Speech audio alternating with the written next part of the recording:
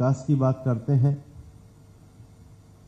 तो वर्तमान औद्योगिक क्षमताओं को तो बढ़ाना ही पड़ता है और इसलिए बजट में तय किया गया कि जो पुराने औद्योगिक क्लस्टर हैं उनका पुनर्जीवन किया जाएगा, लेकिन जो नए क्षेत्र हैं जैसे बायोफार्मा मैन्युफैक्चरिंग, इंडिया की सेमीकंडक्टर की ताकत को बढ़ाना, इलेक्ट्रॉनिक्स कंपोनेंट को के मैन्युफैक्चरिंग की योजना, इसको बजट में इस बार प्राथमिकता के साथ आगे बढ़ाने का काम किया गया है।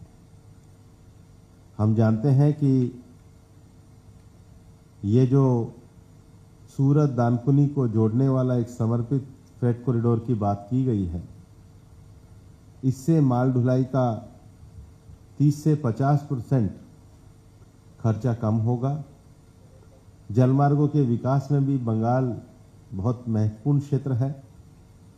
सबसे बड़ी बात है, वाराणसी सिलीगुड़ी के बीच जो हाई स्पीड रेल कॉरिडोर की घोषणा की गई है, उसमें दोनों चीजें, माल की ढुलाई का समय और लॉजिस्टिक का तो बढ़ावा होगा ही, और दुर्गापुर में बेहतर कनेक्टिविटी के साथ एकीकृत ईस्ट कोस्ट इंडस्ट्रियल कॉरिडोर का विकास भी होगा।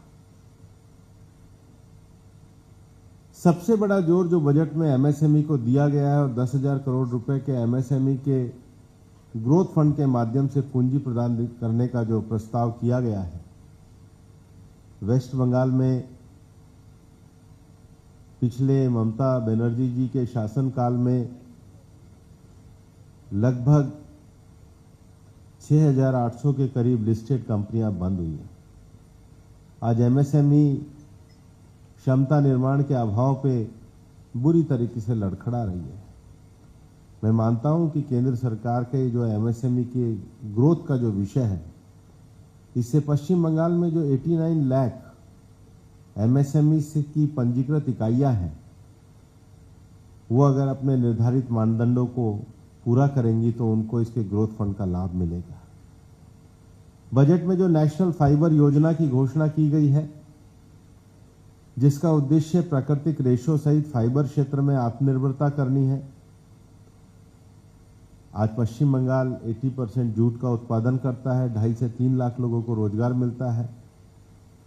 इससे उनको लक्षित सहायता, उत्पादन और आय में वृद्धि करने का लाभ मिलेगा।